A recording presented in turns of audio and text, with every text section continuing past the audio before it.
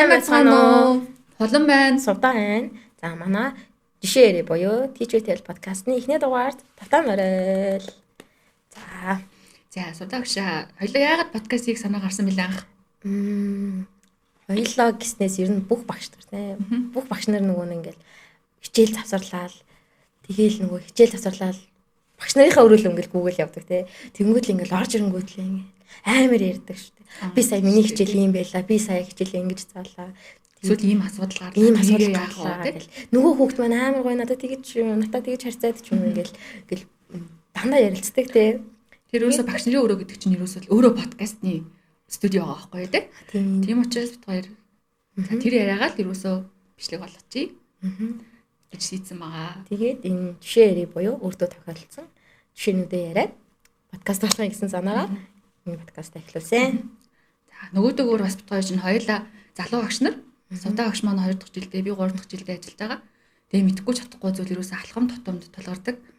Тэгээд тэрийгээ яах уу, ийх үү гэж байнгын хин нэгнээс тэм зөвлөгөө хайгаас та шийдэл хайгаас та гэдэг те. Тэгэхээр магадгүй бид хоёрын жишээг сонсоод танд ч гэсэн тэр зүйл тулгарч ирсэн бол та тэр асуудлыг яаж шийдсэн бэ? Бид хоёр ингэ шийдсэн байна гэд нэг нэгэндээ бас те өгөө аваа та. Өөчтө подкаст болоосаа гэж бодож тийм болоосаа гэж хүссэн. Тэгээд бас тийм өөрсдийн жижигхэн тийм community ч юм уу те. Ийм дулаахан орчин бас үүсгэхийг хүссэн. Тиймээс энэ подкастыг эхлүүлсэн байгаа. Yes. За. Амралт эхэлсэн гоё энэсудаа гшаа. Йоо, амралт эхэлнэ гэдэг чинь ийм гоё байдаг лөө. Намар бүр айгуу гоё орж ирсэн. Одоо хавар ингээд бүр амралтыг бүр нэр үнэхээр хоног тоолдог бүлээлээ. Амралт эхлэхэд 7 хоног дутуу байна, 5 хоног дутуу байна. 1 хоног гэл. Бүр ингээд улаан балдаар ингээд өдрөө хоногийг ингээд кросслоод явсан шүү дээ, тий. Нүүн нэг юм шар шууны зураг байдаг шүү дээ. Багш нар ингээд хичээлийн ихэнд намар ингээд амар цэвэр цэмцэхэр хамаг гоёороо ингээд орж ирчээд хавар ингээд хичээл дуусгаад юм марзаацсан хамаг юм дэл бүсэрсэн байдаг, тий. Тэр бичлэгтэй тэр зураг шиг л болсон шүү дээ. Бид хоёрын нөхцөл байдлаар багш нар бүгдээрээ тийм болов. Би бол үнэхээр нэрээ намар бүр амар гоё ирч хүчтэй. Бараг лавлаад үгүй гэдгсэн. Хавар бүрээ гэл. Тийм шүү дээ. За тэгвэл одоо ингээд тэ жил болгон намар нь ингээд амар хэцүү. Би намар нь амар гоё ирч хүчтэй ингээд ихлээл тэгээ хаварлуугаа төхөөд ирсэн чинь өдөр хоногоо тоолоод та байсан. Юугаач одоо байвал одоо яах юм те? Тэгэхээр энэ асуудлыг хоёлаа ер нь яг яаж шийдэх үү? Нэг жоох ухаан зараад үзэх үү?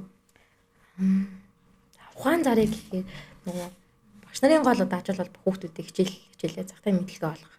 Тэгэхээр тэр процессоо тий бүр ингээд нөгөө бүх энергээ зарж ингэж ядарч хийхгүйгээр хэрвээ ингээ гоё жаргалтай хичээлээ заадаг хүмүүс бол эдэн хавар бол навчиг байдал болохгүй л ахalta.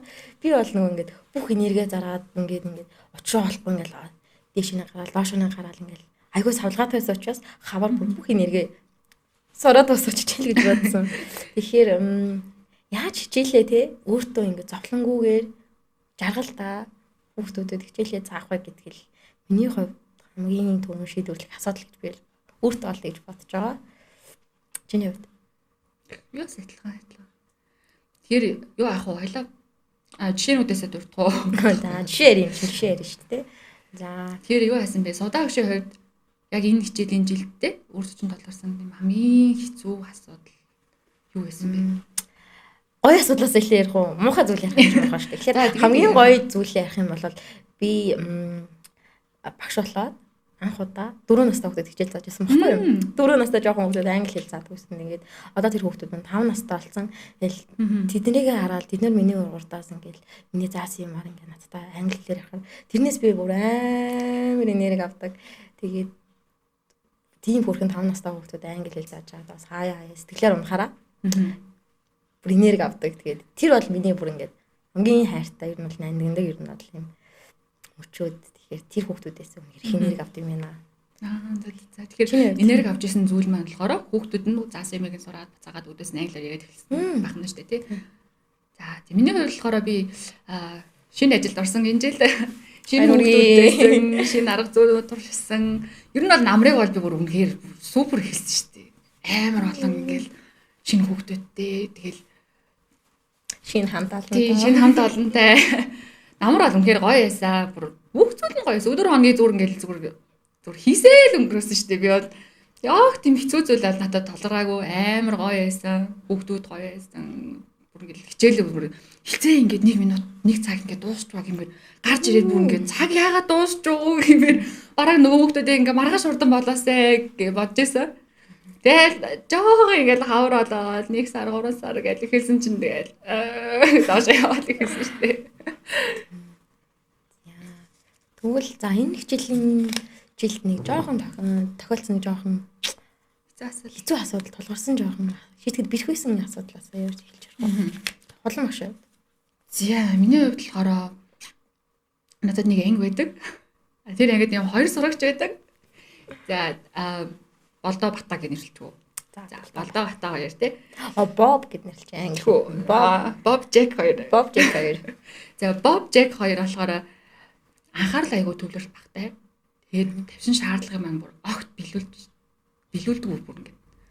Одоо утас оролдсон тий. Утасаа өгөөрэй багштай утас оролдож болохгүй шүү гэх. Тэгэхээр ингээд хураагаад авцсан байхад нүд хариулж агаад хойтлоос ингээд аваад тоглосон бүр тийм амар хоёр хүүхэд бүр миний үгэнд огт ордоггүй. Тэгээд тэр хоёр маань ингээд өөрсдөө ингээ юм сурахгүй миний үгэнд орохгүйгээс гадна ингээ бусад хүмүүстэд саад болдог. Тэр маань ингээд хичээлээ ингээд яг хүснээрээ заахт маань айгүй төөгчулж байсан. Тэгээд тэр нь надад амар төөг болоод энэ хүүхэд хоёр хүүхэд надад яагаад ингэж чандаад байгаа юм бэ? Би бүр нөгөө хоёртоо бүр гомдож үзээ. Та хоёр яасан муухай юм бэ? Тэр бол надад амар хэцүү дэмзүүлсэн л да. Тэгээд тэр хоёроос авсан муухай энерги би буцаагаад өөр ангиудаа бас гаргаад хүүхдүүд муухай гэж би ер нь хичээл заах айгүй дургу гэж үгээд. Тэгээд тэр асуудал миний хувьд шийдэх ёстой зүйл байсан да. Хаврыг маань айгүй хэцүү болгосон тийм зүйл дээ. За миний хувьд гэх юм бол бас манай ангид нэг хүүхэд байдаг. Тэрийг болохоор би юу гэж нэрлэв?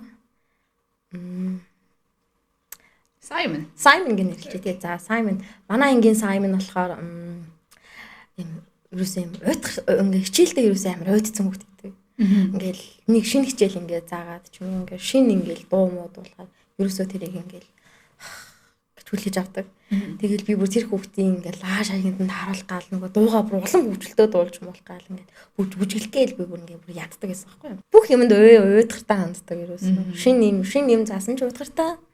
Хуучин юм заасан ч уйдгартай. Тоглосон ч уйдгартай. Уйдаа л идэг. Цаг руу хараа л идэг ерөөсөө. Яаж хурдан гарч явах уу гэдэг юм нэг бодол толгоонд нь байгаа нь бүр ингээ нүднээс нь бүр ингээ харагдаад идэг. Тэгэл яаж би бүр ингээ алиалагчийн дүр тоглох гэж бүр тэгэхээр тэр хүүхдийн өмнө би бүр ингээ хөвгөлтэй байдлаар бараг л ингээл алиалагчийн хурц өмсөхийн наагур л хичээлээр нь бол ордог байсан. Тийм шүү дээ. Тэгэхээр чин багшийн үүрэг чин те хүүхдийг алиалах юм уу эсвэл хүүхдүүд бас зээс өөргөө ухамсарлаад энд ингээд нэгэнт ирээ суусан юм чинь яах хэвээр боо. Тэгэхээр сувтайд хоёр нэлээ ярьсан те энэ асуудлыг. Би чамдтай зөндөө олон ярьсан шүү дээ. Хулаа ингээл Саймон хэлээ гэж. Янз бүрийн арга хэрэгэлсэн шүү дээ. Одоо би тэгээд их юм мэддэг юм шиг тэгээд за энийг хоёлаа нэг ингээд үзгөө гэж тэгээд сувтаа ингээл гараа. За өнөөдрийнхээ хичээлдээ бид үлс туршнаа гэж. Маргааш нь болсонгүй. Одоо ингээд байна гэж. Нөгөө арга маань эсвэл ингээд жоохон явж байгаа гал болиол те. Маш олон аргуудыг туршсан. Тэгээд Боб Джек хоёр ч тий асуудал айгүй их үүсгэсэн гэсэн шүү дээ. Тэгтэл яг ингээд бүтэн жилийн турш тийм хэцүү хүмүүс байсан нь үгүй байгаа байхгүй юу? Би ингээд тий хавар төсөлд нь сайн бодоод үтсэн чинь намар айгүй миний үгэнд ордог хүмүүс байсан юм байна. Яг угаасаа нэг юм хөдөлгөөн ихтэй ийм ирч хүч нь ингээд цаанаас нь хундарч идэг юм яагаа мэдгүй тогтгүй хүмүүс байдаг шүү дээ. Ер нь бол тийм хүмүүс байхгүй юу? Гэхдээ бас ингээд тавьсан шаардлагыг хүлээгээд авчдаг. Окей гээд ингээд хичээл маань бас их тийм тайван амгалан их гой өнгөрдөг өдрүүд бас намар бол зөндөө байсан юм байлээ. Тэгээ тэр үед би ингээд яагаад энэ хоёр хүүхэд ингээд намар зүгээр яж байгаад хавар ингэж үгээ бодоод үтсэн чинь намар ингээд орж ирэнгүүтээ бид нэг ангийн дүрмийг хэрэгжүүлж эхэлсэн байхгүй. Тэгээ тэр дүрм маань болохоор тийм олон биш ээ. Багшаагаа сонсно, хичээл дээр англиар ярина. Тэгээд их номодоо тогтоо сугна гэсэн л юм гурван дүрмтэй. Тэгээ тэр дүрмээ ингээд өглөө болгон орж бидэд нэг уншаал. За 3 дүрмээ уншчих идэлдээ гээл дүрмээ нэг уншчих хичээлдээ орж мордог гэсэн баггүй юу? Тэгсэн чинь тэр хүүхдүүд маань би ингээд дүрмээ өөрөө чанга барьдаг те. Буцаагаад хүүхдүүд надад бас багшаа ингээд англиар ярих хэрэгтэй гэсэн дүрм байгаа штэ. Тгий ингээ гэсэн тийм шаардлага тавьдаг байх үед нөгөө хоёр маань бүр айгуу томоотой бэж. Тэгээд яг нөгөө цагаан сар болоод өвлийн амралт болоод ингээд орж ирсний дараа болохоор би нөгөө дүрмээ нэгдүгээр уншуулгаа марцсан юм байна. Одоо ингээд намаржин давтцсан юм чинь айгүй бол ингээд дүрмэн суудсан гэж би бодсон. Тэгээ нөгөөдгөө сануулхаа байцсан. Тэгээд ирсэн чинь нөгөө хэд маань дүрмээ мартаад барихаа байгаад би ч шаардлага тавихаа байгаад ирсэн чинь миний хяналтаас гарцсан.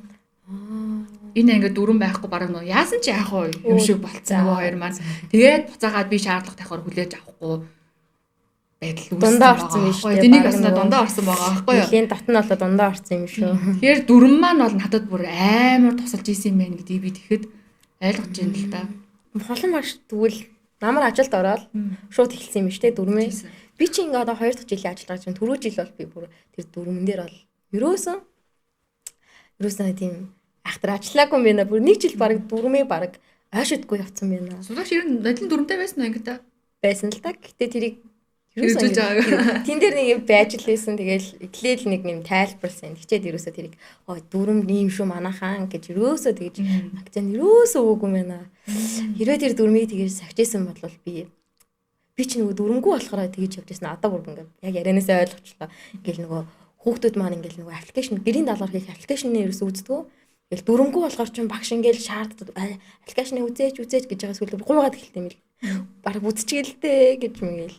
Тэгэхээр чи ингээд сүүлдээ тэгээл ингээд хүүхдүүдээсээ гуйгаал шаналаад тэнгуүтлээ хүүхдүүдтэй ууралж нэг үзээл. Яах вэ? Аппликейшнээ үздэг юм бэ гэж ингээд харилж байсан. Гинт орилж гол хүн чинь ингээд гомдоод нэг өдөр бүр уйлаад бүр амар хүүхдүүдийн өмнө гомдож уйлж мэлээ. Тийм юм ивүү үйлдэлүүд амар их гаргасан байна. Тэгэхээр нөгөө манай IQ-гийн багшаа хэлсэн.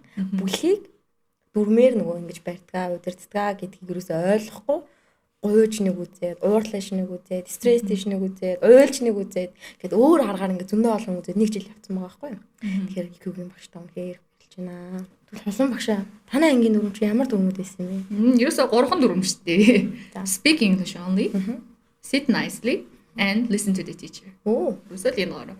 Оо за. Энэ 3 дүрмийг дахахад нэр хичээл тийм замраагүй болох уу? Боломж байхгүй. Ямар ч боломж байхгүй. Багшаа сонсъё. Сайхан 50 сууя. Тэгээд англиар ярьчих гэдэг чинь тэгэл минийд ингээд тавьж болох бүх шаардлага тийм дотор ингээд хамтдаа явж байгаа байхгүй.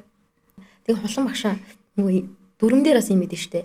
Дүрмийг бичсэн байгаад энэ юу гэж байгаа юм бэ гэдээ дахиад нөгөө багшаар дахиж тайлбарлаад тийм бичсэн байгаа нэг үгийг дахиад нөгөө үгээр тайлбарлуулж ойлгодог юм дүрмүүд идэв штэ. Тэгэхгүйгээр шууд тэр хүүхэд шууд тэр үгийг шууд ойлгохоор тийм дүрм байвал бас зүгээр юм те. Тийм ээ. Хүүхдийн төсөөлөл шууд бууж ахаар дүрмүүд те. Багшаас ямар нэгэн нэмэлт тайлбар шаардахгүй дүрмүүд гэсэн үг шүү дээ те. Намайг одоо ингэж бодож байхад одоо би ч нөгөө нэг сурагч байхад, оюутан байхад ингээл хичээлийн хойдлын нэг самбарын нэг буулна. Ингээл ангийн дүрмгээ байдаг гэсэн шүү дээ. Тийм шүү дээ. 20 10 хэдэн дүрм ингээл жагсаац мэдээ. Тэгэл эндээс одоо миний санаж байгаагаар бол 2 3-ыг санаж байна. Яг зөндөө л олон дүрм гэдэг байсан. Тэгээл тэрийг нэг багшны тайлбарлаж өгч байсан. Тэгээл мартчихсан. Тэгэл ангийн дараа маань хой дүрм гэл тоогчгүй тэгэл.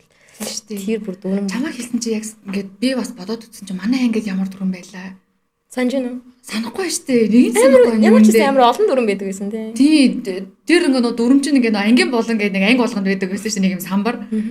Тэрэн дээр нэг жижигрийн хуваар ингээ хажуу талнаас гаргаад тавьцаа А4-ийн цаасан дээр. Тэрийг хуваарыг бол санаж. Тий, тэрийг харах гэж очихдоо ингээ харсан чинь нэг юм ангийн дүрм гэл юм томоор бичсэн ингээ доотлолт нэг хідэн дүрм жагсаацсан л байдаг байсан. Яг ямар дүрмтэй байлаа манай ангийнхан гэдэг хэлсэн чинь санагдахгүй штэ толгойн дотор. Харин тэгэхээр тэр нөгөө 3 дүрм байна гэдэг чинь бас их учиртай байх нь штэ. Товч бөгөөд тодорхой хүүхэд болгоны бараа нөгөө нэг юм амны уншлага болсон тий. Хизээд ингээд дан гэл ороод ирдэг тийм дүрэн байх хэрэгтэй юм биш үү тий. Хүүхдүүд ч юм бас нэг хүүхэд штэ. Хитрхи тийм комплекс юм ойлгохгүй. Тэгэхээр тодорхой цөөхөн байх тусмаа дагаж мөртгөд төлөө амар юм байна л да. Тэгэхээр бүрэн болохоор нэгдүгээрт нь товч бөгөөд тодорхой байх хэрэгтэй. Тэгээд дээрэс нь чиний нөгөө хэлдэг шиг дагаж нөгөө хичээлийн өмнө болгон гэдэг хилдэг байх бас гэж байна тийм шүү дээ. Манай ийм дүрмтэй шүү дээ байнгын сануулж идэг тийм. Дээрээс нь надад бас нэг юм хөвгөлтөө жишээ байна. Одоо ингээ англиар ярих хэрэгтэй гэсэн дүрмтэй байгаад байгаа шүү дээ. Тэгсэн чинь би нэг өдөр амар уур хүрээд суултачи монголоор хэлсэн чинь нөхөр гүцэд байна. Багшаа та дүрмээ зөрчсөн өстэй speak English only штэ. Тэгэхэд би бас ойлгосон л да. Хэрвээ дүрм байгаа бол тэр дүрм хүн болгонд үйлчлэх хэрэгтэй. Багшд ч байсан, орж иж байгаа хүмүүс ч байсан баг те. Ингээд орж ирсэн л бол манай ингээд ийм дүрмтэй чив заавал барих хэрэгтэй гэдэг. Хүн болгоно те. Багшигаа хамруулад тийм багш өөрөө хэрвээ дүрм зохиоцсон бол тэрийг өөрөө бас барих хэрэгтэй юм байна гэдэг би тэгэхэд амар ойлгож байсан. Та барихгүй ээжээж яаж бид нарт ингэ шаардлага тавьж чадж байна гэж бүр ингэ 5 настай охин надад тэгжсэн шүү дээ. Би бараад өгөл монголоор бас ярьж шүү. Та нэг үг хэлсэн юм чинь би бас нэг үг хэлээ шүү гэ. Тэгэхээр багш өөрөө тэрийг бас барих хэрэгтэй юм байна. Хүн болгон тэр дүрм үйлчж явах хэрэгтэй юм байна гэдэг чинь бас их чухал байгаа байхгүй юу те. Манайх чинь юм 3 дүрм те. Одоо чиний хэлсэндээ юм төстэй юм 3 дүрм байна. Тэр 3 дүрмээ ингээл бүр яас баримлсан. Тэгэл хэрвээ тэр 3 дүрмээс ингээл гажаал хүүхд ингээл тэр дүрмийг дахгүй байх юм бол шийтгэлтэй. Жон хатуу шийтгэл өгсөн юм би. Шийтгэлтэй болоод. Шийтгэл нь юу байсан бэ? Шийтгэл нь ер нь бол мөнгөнд торгуул гэсэн юм. Гэтэ тэр мөнгөнд торгуулаа хамгийн сайн байсан хүүхд нь буцаагаад авахар тийм мөнгөнд торгуул гэсэн. Тэгээд шийтгэлээ жоохон чанга болгоод тэгээд ингээд тэр дүрмээ барьсан чинь нэрээ амир хичээл бүр үнэхээр тустай байсан юм шүү.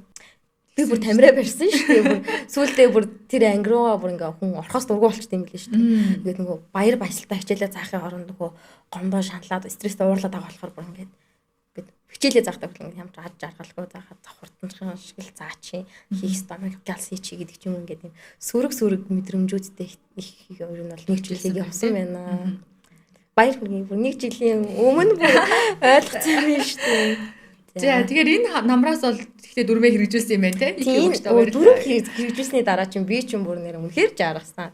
Багш нөгөө ингээд дүрмээ хилээд ингээд эхний ээлжиндээ багш ингээд нөгөө шаардаад явчихагаад тэгээ ойлгомжтой болоод ирэхээр хүүхдүүд ч өөрөө өөрсдөө нэгэндээ ингээд шаардлага тавиад эхэлдэг. Тэгээд нөгөө юм одоо нөгөө дүрмээ сайн сагсан хүүхдээр ингээд стикер тавьдаг байхгүй нэрэн дээр нь. Тэр стикерийг багшаа би хийчихье гэдэг хүүхдүүд өөрсдөө бүр сайн нураараа хийгээд эхэлсэн. Дээрээс нэг шийтгэл бичдэг юм. Багшаа би шийтгэлийн бичиж гэл хүүхдүүд тэр дүрм нь ингээд өөрсдөө бүр ингээд уусаад багштайгаа хамт захиулаад эхэлт юм лээ. Тэгэхээр чин багш гэж ойрлох ямар ч шаардлага болцсон. Аппликейшн үзээгүй юм. За угаасаа ойлгомжтой шүү дээ шийтгэлийн юм байгаа гэл амар амар тайван байсан. Тэр ерөөсөө нөө дүрм зөрчигдөж байгаа бол тэнд бас үр давхар явсан биз дээ те. Шийтгэл. Тийш. Тэгэхээр чиний ярианаас сонсгоод юу юм биш дээ. Ангийг нөгөө дүрмээр барьж ийна гэдэг чинь сурагчдыг нөгөө барьж боогдуулах, хянах, хайрцаглах биш. Дүрмтэй байснараа хүүхдүүд ангидаа бас тийм эргийг уур амьсгалтай болдог юм байна. Тийм үү? Тийм. Багшийн одоо хүүхэд хоорондын харилцаа болон багш сурагч хоёрын хоорондын харилцаа их эрэг болж өгөх юм биш үү? Тийм, ёс зүйтэй харилцаа ер нь бол их гарсан. Багш ингээл уурлал ах чинь бас тэр хүүхдэд бас муухай санагдаж байгаа. Тэгэхээр ингээд дүрмээр хүн дүрм шаардах эсвэл ингээд ууралж шаардах хоёр ч юм шаардлагатай байгаа байхгүй. Ёс зүйтэй шаардлага тавьж байгаа учраас ямар нэгэн багштай гомдох эсвэл би тэр хүүхдэд гомдох ч юм уу тийм ерөөсөө явдал ерөөсөө гарахаа болчтой юм л. Багш дүрмээ шаардах эсвэл багш ингээд уурлаад шаардах хоёрын ялгаа нь юу гэхээр багш дүрмээ барьж хэрвээ тэр хүүхдэд шаардлагатай юм бол тэр хүүхд тэ эн чин дүрм зүй ёсны гэж хүлээж авна. Зүгээр ямар ч дүрм байхгүй чи яагаад юм зөөгөө мэйгээ уурлаад авах юм бол хувь хүний талаас нь хүлээж авах юм тий. Багш надад яагаад ингэж муухай хандж байгаа юм бол дандаа л над руу уурлаж байгаа юм ч юм уу. Иймэрхүү байдлаас нь хүлээж авдаг. Тэгэхээр дүрмтэй шаардлага тавьснараа тэр хүүхдэд амтгүй мэдрэмж төрүүлэх эсвэл тий үсээгүй тийм нөхцөл байдал үүсгээс юм бол сэргийлээд байна гэж би юу бодож байгаа. За сувдаг агч нөгөө дүрмээ зөрчгөөр мөнгө төлдөг шийтгэлтэй байсан юм шүү дээ тий. Соёлоо шийтүүлгийг жоохон давшруулаад яриад байгаа л да. Угаасаа анхнаасаа юм мөнгө төлдөг шийтгэлтэй байсан уу эсвэл өөр аргаар бас дүрм зөрчсөн хүмүүсд ер нь анх яаж одоо шийдэгдэг байсан бэ? Эхлээд би чинь нөгөө хүүхдүүдийг нөгөө нэг классик арга байдаг шүү дээ. Ном барьж зогсоо. Тэгсэн чинь манай ангийн хүүхдүүд чинь ном барьж зогсохдоо бүр дуртай байгаа гэсэн. Самрын өмнө гараад нөгөө ном омороо тоглоо. Бараг бүжиглээд байсан байхгүй юм. Тэгээ бүр болохгүй. Эсвэл ингээд нэмэлт даалгавар өгсөн чинь тэрийг бас хийчихгүй байгаа. Шийтгэлээсэн ч хийхгүй. Тэгэхээр ингээд юм хуучирсан эсвэл юм биеэр үйлдүүлж байгаа шийтгэлөө тэр хүүхдүүдэд бол бараг л инээтэй санагдаад байгаа байхгүй юу.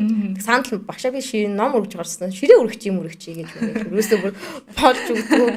Тэгэхээр манай хүүхдүүд чинь өсвөр насны хүүхдүүд байсан байхгүй шилжийн нас руу явж байгаа хүүхдүүд байгаа учраас нөгөө багшаа хин нилээ мөнгө төлчихье гэд нэг хүүхд тэгжсэн. Тэнгүүд л эднэр чинь нөгөө нэг аав ээжээс айгаа байсан нөгөө карман юм авдаг шүү дээ тий. Тэрүүгээр нь ингээд шийтгэлийн мөнгөтэй болох тэр шийтгэл болохоор ингэдэг байхгүй. Англиар ярих юм бол монголоор ярих юм бол 100 төгрөг гэдэг. Гэрийн даалгавар хийх бол 500 төгрөг гэдэг. За тэгээд хичээл таслах гэдэг ингээд явдаг л та. Тэгээд тэр мөнгө яадаг вэ гэхээр хүүхдүүд ингээд хичээлдээ ямар нэгэн ахиц хамжилт гаргаад даалгавраа сайн хийгээд хичээл дээр ямар нэгэн идэвхтэй байх юм бол нэрэн дээр нь стикер тавьдаг байхгүй юу. Тэгээд тэр хичээлийн төгсгөлд одоо нэг ном судалж дуусны төгсгөлд тэр стикерүүд ингээд тоолдог. Тэгээд тоолж байгаад хамгийн мундаг байсан 3 хүүхэд одоо бол ингээд 5 болсон. Тэр хүүхдүүдтэй тэр мөнгийг хуваагаад өгчдөг. Тэгэхээр тэр хүүхдээс авсан хурааж авсан мөнгөө буцаагаад өснө нөх юм шүү дээ. Стар студент гэж тодруулж байгаа буцаагаад өгчдөг. Тэгэхээр тэрийг ингээ харчаад өөрөө ингээ шийтгүүлчихэд ингээ найз нь амар мундаг байгаад мөнгө өгчөнгөө тэр хүүхдүүд ингээл нэг юм амар би дараачуудаас заавал стар студент болно. Би дараачуудаа өргөө явж байгаад мөнгө авнаа гэж тэгдэг. Тэгэхээр тэр бас ингээд нөгөө өсвөр насны хүүхдүүд айгүй юм мотивац болж өгсөн. Яагаад гэвэл бид нар чинь нөгөө нэг юм одоо нөгөө санхугаа ингээд баг зэрэг өөрөө өдөртөж сурж байгаа хүүхдүүд шүү дээ. Аав ээж нь мөнгө өгж байгаа тэрийгээ зарцуулж байгаа өдөрт ямар хоол авч идэх үү, яах вэ гэдгээ зарцуулж байгаа мөнгөний юм их ойлголттой болсон учраас тэр өсвөр насны хүүхдүүдэд тэр мөнгөний шийтгэл илүү таарсан болов гэж би юу бодоод байгаа. Бага насны хүүхдүүдэд бол ном өргөр зогсоох ичиж мичээд багшаа би дараа нь үзнэ гэж мэгжсэн. Тэгэхээр юм насанд нь тохирсон шийтгэл бас олох зүгээр юм билээ. Одоо дүрэн зөрчгөөр цаанаас үр дагавар байх нь шүү дээ тий. Үр дагаваргүй ингээд нөгөө зүгээр хоосон дүрэн байна гэж чинь бас бодохгүй. Юус үйлчлэхгүй юм билээ. Багш тэгэл загнаал өнгөрнө өөр тий ямар нэг юм байхгүй шүү дээ. Тийм. Би бас нөгөө гар өргөлтөй чинь туршиж байсан. Нэг хүүхэд хоцорч ирсэн дээрээ бүр ингээ асуулгүй зөвшөөрлгүй зүгээр ингээ хаалгаас аваад орж ирээл.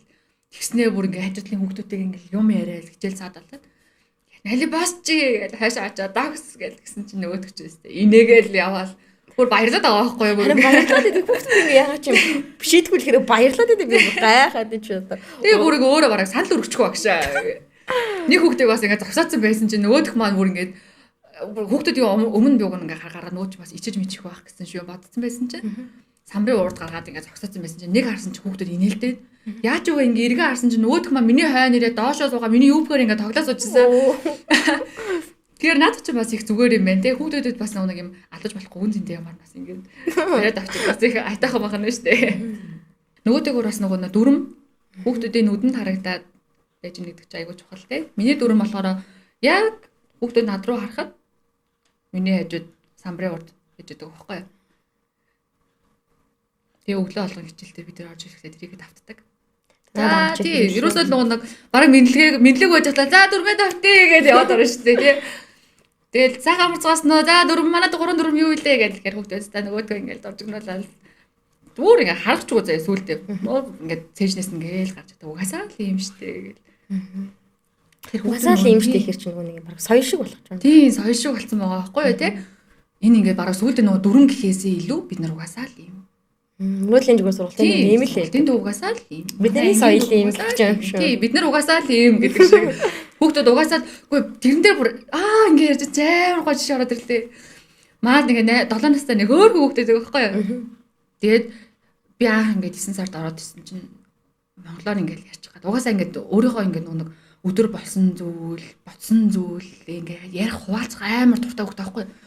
Ороод ирэнгүүт л багшаа ингээд надад нэг тийм юм болоод би хүүхдэр ийм хоол идээл гэж сууж байгаа хүүхд. Тэгээд тэрийгээ дандаа монголоор ярьдаг болно.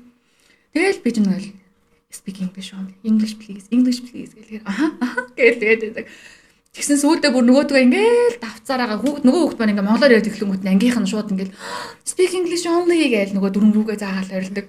Тэгсэн нөгөөдгөнстэй яана гээл тэгчээл жоохон монголоор яриад тэгээд сүүлдээ ингээ ямар бие зэгнэл тэгсэн чинь нэг өдөр бүр амар хөөрхөн багшаа ингээ өчтөр тэгсэн ингээ англиар явж байгаа байхгүй юу?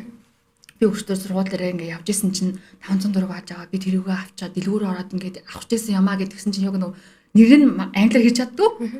Тэгсэн амар хөөрхөн нөгөөдгөө бүр огт монгол хэлэхгүй байгаа байхгүй юу?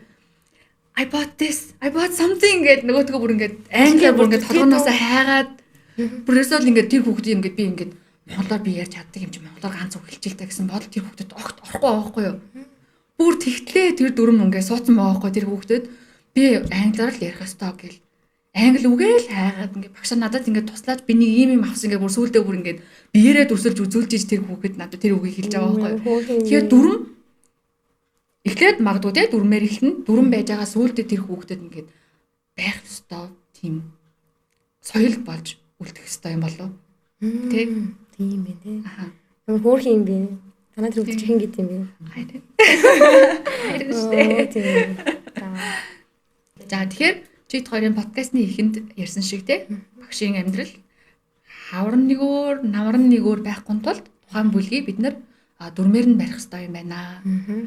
Дүрм хэрэгжүүлэхийн тулд бас анхаарах хэд хэдэн поинтуудыг хоёлаа дурдж өглөө те өөрсдөө нь харсан байдлаар. За эхлээд нэгдүгürt нь товч тодорхой байх хэрэгтэй. Хөгчүүд ойлгох хэрэгтэй. Заавал нэг үгийг нөгөө нь заавал тайлбарлах албагүй. Тодорхой. Чиний байсан. Хүүхдийн байнгын хардаг газар ангийн урд байх хэрэгтэй. Тэр ард ангийн болон дотор юм А4-ийн цаасан дээр хинж уншихааргүй тийм хог болж үлдэх ёсгүй. Тийм ээ. Дүрм бодит байх хэрэгтэй гэсэн үг байна шүү дээ нэг баснда тийм. Амьд байх хэрэгтэй. Байнгын хэрэгжиж явах хэрэгтэй. Дүрм маань амьд байх хэрэгтэй. Бодит байх хэрэгтэй. Тийм ээ. За дахиад нэг point гэвэл айхтар олон дүрм байх шаардлагагүй тийм. Yes. Бүр ингээл жагсаагаал амар олон юм байвал тэр бүр дүрм биш бүр нэг ядаргаа болчихсон юм шиг юм тийм. За хийх ёстой юм дарамт маягийн болж хувирах нь шүү дээ нэг баснда тийм. За эргээд давталт дүрмээ байнгын татчих жоох ёстой. Нэг яасан л хүн болгонд тэр дүрм хэрэгжээд багшд хүртэл тийм хэрэгжээд жоох ёстой юм байна. За эргээд нөгөө дүрм хэрэгжснээр ангийн уур амьсгал айгуу таатаа хэрэг болдог багш сурагчийн харилцаа тийм шүү дээ. эрг болдог байна шүү дээ. Тийм за дээрэс нь хичээл амар амархан явагддаг тийм. Заавал хүүхдүүдийн анхаарлыг татах гад ч юм уу эсвэл ингээл хүчээр ингээд нөгөө нэг минерийг зарж ингээд хүүхдүүдийг ингэж удирдах тийм шаардлагагүй болж эхэлдэг тийм. Хичээл айгу заах хэвээр маа багш ингээл заагаал айтаахан яваад идэв шүү дээ. Хичээл маань бас айгу эмх зэгцтэй болсон. Эмх зэгцтэй. Өглөх маань багассан. Уурлах маань багассан. Тийм ээ. За тэгэхээр таны дүрм юу вэ? Хоёлын гिच ингээд жишээнээс харахад анги бүлгийг дүрмээр барих нь хамгийн зүйтэй арга юм байна гэдгийг нь ойлгож авлаа тий. За тэгээд ингээд дуусгах. За тэгээд дараагийн подкастаар бас баярлалаа.